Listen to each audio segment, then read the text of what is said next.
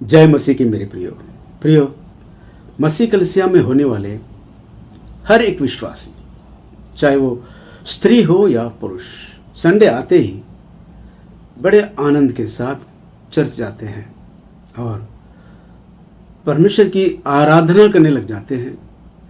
गीत गा गा कर, स्तुति के गीतों को गा गा कर परमेश्वर की स्तुति करते हैं, प्रशंसा करते हैं। और उसके बाद पवित्र शास्त्र बाइबल के वचनों के संदेश को सुनकर और प्रभु से प्रार्थना करके आमेन कहकर खुशी खुशी घर लौट आते हैं। पर मेरे प्रियो, मैं आपको बताना चाहता हूं, जो सच्चे भक्त होते हैं उनके मन में एक प्रश्न उन्हें चुभता रहता है। जो सच्चे भक्त होते हैं, जो सच्चा भक्त होता है, उसके मन में एक प्रश्न उठता है जो उसे हर पल सताया करता है, उससे परेशान रहता है। वो प्रश्न ये है मेरे प्रियो, ध्यान दीजिए कि वो प्रश्न ये है, क्या मेरी भक्ति को देखकर परमेश्वर प्रसन्न है? मेरी आराधना और मेरी भक्ति, मेरे विश्वास को देखकर, मेरी पवित्रता को देखकर क्या परमेश्वर प्रसन्न है? मेरे प्रियो, इस तरह के प्रश्न में बहुत सारे सच्चे भक्त उलझन में रहते हैं। क्या मैं परमेश्वर के योग्य हूं? क्या मेरी भक्ति को देखकर परमेश्वर प्रसन्न हो रहा है? मेरी आराधना प्रभु स्वीकार करते हैं या नहीं? मेरी आराधना से प्रभु प्रसन्न है? तो मेरे प्रियो, सच्चे भक्तों के मनों में उठने वाले इस प्रश्न के जवाब में आज मैं आपको वचन की ओर ले चलता हूं। ऐसे ही इस तरह के प्रश्न को लेकर बाइबल का भक्त, परमेश्वर का भविष्यवक्ता मीका भविष्यवक्ता भी ऐसे ही कुछ प्रश्न को लेकर बड़े उलझन में था।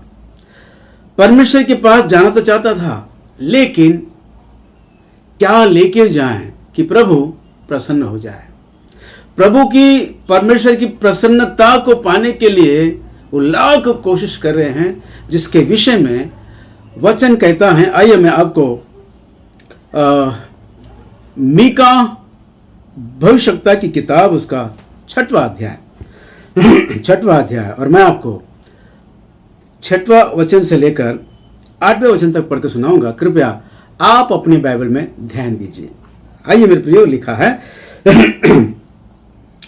मैं क्या लेकर यहोवा के सम्मुख आऊं और ऊपर रहने वाले परमेश्वर के सामने झुकूं?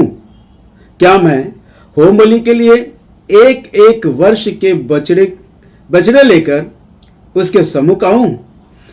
क्या यहोवा हजारों मेढ़ों से या तेल की लाखों नदियों से प्रसन्न होगा?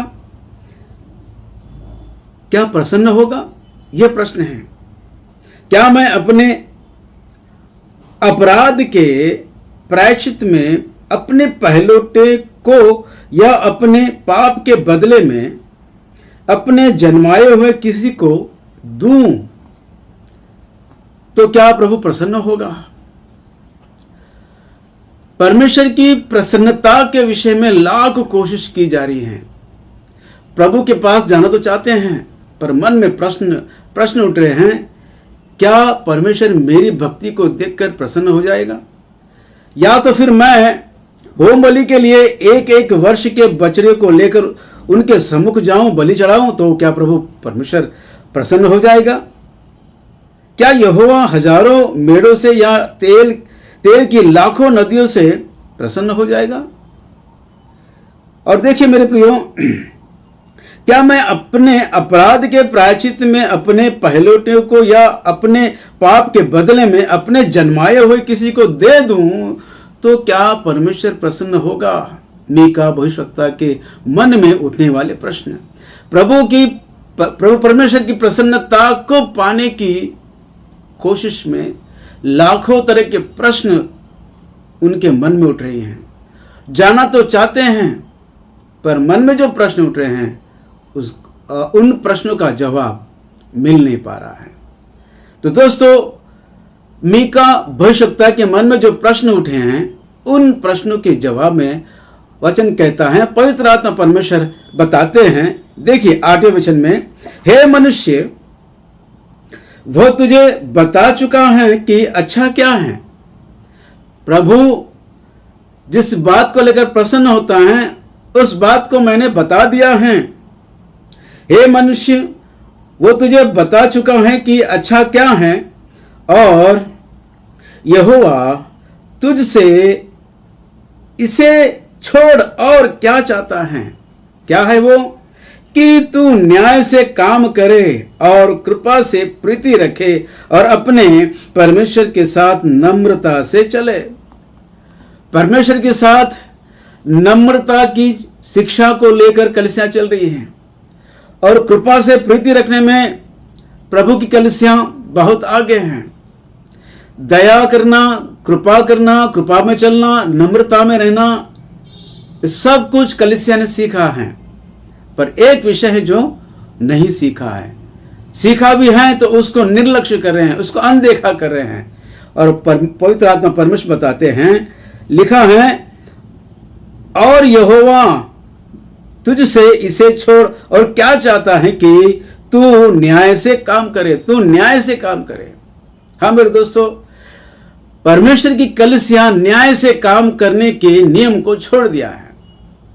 न्याय से काम करने की जो आज्ञा प्रभु ने दी है, उस आज्ञा को करना छोड़ दिया है। कहते हैं कि न्याय करना हमारा काम नहीं है। न्याय करना हमारा काम नहीं है, ये परमेश्वर का काम है। हम किसी का न्याय नहीं कर सकते हैं। इस तरह की शिक्षा में कलीसिया चल रही है। हाँ मेरे दोस्तों, हम किसी का न्याय तो नहीं कर सकते हैं, पर अन्याय के विरुद्ध आवाज तो उठा सकते हैं ना। न्याय के अनुसार चलना यानी अन्याय के खिलाफ आवाज उठाना है। जहां कहीं अन्याय होता है, जहां कहीं अत्याचार होता है, जहां कहीं आक्रमण होता है, एक दीन असहाय लोगों पर अन्याय होता है, तब हम न्याय के लिए वहां आवाज उठाए, संघर्ष करें। यह परमेश्वर कलीसिया से चाहते हैं, क्योंकि यह परमेश्वर का स्वभाव है। परमेश्वर जो न्याय करने वाला है, वो धर्मी और न्याय करने वाला है। 139 भजन में लिखा हुआ है, 139 भजन में लिखा हुआ है कि परमेश्वर का सिंहासन का मूल, परमेश्वर के सिंहासन का मूल धर्म और न्याय है। हाँ मेरे दोस्तों ध्यान दीजिए, ये दुनिया जो है हमारे लिए एक पाठशाला है। न्याय के नियम को सीखने के लिए हमको काम करना है, तब जाकर स्वर्ग के राज्य में स्वर्गदूतों के भी हम न्याय कर पाएंगे। न्याय अन्याय के विषय में हमको सतर्क रहना है। जहां कहीं अन्याय होता है वहां आवाज उठाना हमारा सर्वप्रथम कर्तव्य है। आज हम देख रहे हैं मसीह कलीसियां सताई जा रही है, मारी जा रही है, चर्च तोड़े जा रहे हैं, पर सार्वभौमिक मसीह कलीसियां ऐसी बैठी हैं कि जैसे कुछ हुआ ही नहीं। आज भी हम देखते हैं कि 500-600 पास्टर लोग जेल में पड़े हुए हैं। उन पर यह आरोप लगाया गया है कि ये जबरदस्ती धर्मांतरण कर रहे हैं। ऐसे आरोप में उनको गिरफ्तार किया गया, आज वो जेल में है। उनको छुड़ाने के लिए कोई भी सोच नहीं रहा है। और कभी किसी ने कहा तो कहेंगे कि प्रार्थना करेंगे ब्रदर, प्रार्थना करेंगे। प्रार्थना करना हमारा प्रथम कर्तव्य, सर्वप्रथम कर्तव्य है। प्रार्थना करे या ना करे, प्रभु अपना काम तो करेगा। पर दोस्तों, हमारा कर्तव्य क्या है? हमारा कर्तव्य क्या है? तुमको जो धर्म को पहने रहने के लिए, जिस धार्मिकता को पहने रहने के लिए और जिस न्याय के विषय में सीखने और सिखाने के लिए, चलने के लिए प्रभु कह रहे हैं, उसका क्या होगा? दोस्तों ध्यान दीजिए, जो लोग मैं और मेरा परिवार और मेरी कलीसिया, बस हम ठीक है, ये प्रभु का अनुग्रह है, बाकी सब परमेश्वर देख लेगा, ऐसे लोगों का प्रभु बराबर हिसाब लेगा। तो दोस्तों, अब तैयार हो जाइए कि कलीसिया एकजुट होकर एकता में आकर अन्याय के खिलाफ आवाज उठाए। हाँ मेरे दोस्तों, पूरे भारत देश के मसीह कलीसिया के लोग एकजुट हो जाए और एक आवाज लगाए। कश्मीर में कुछ हो जाए, कोई मसीह भाई या बहन सताए जा रहे हैं तो कन्याकुमारी में आवाज उठना चाहिए। एक ही आवाज और एक ही दिन एक ही आवाज लेकर हम खड़े हो जाए, अन्याय के खिलाफ आवाज उठाए, तो बताइए मेरे दोस्तों, ऐसा कौन सा प्रधान है जो नीचे उतर नहीं आएगा? ऐसी कौन सी सरकार है जो नीचे नहीं उतर आएगी? दोस्तों, फिर एक बार मैं कहना चाहता हूं, हमारा देश का संविधान हमको ये अधिकार दिया है, हमारे देश का संविधान हमको ये अधिकार दिया है, ये मौलिक अधिकार है। हम किसी भी धर्म को अपना सकते हैं, हम किसी भी धर्म को छोड़ सकते हैं, और जिस धर्म को हमने अपनाया है उसका प्रचार प्रसार भी कर सकते हैं। यह मौलिक अधिकार है।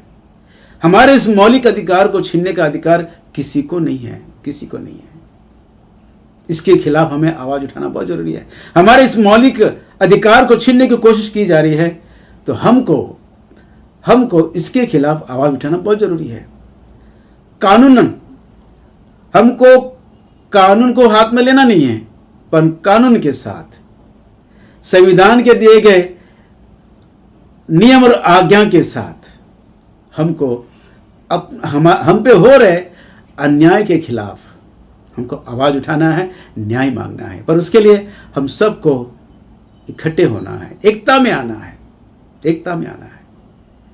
जय मसीह की, प्रेज द लॉर्ड।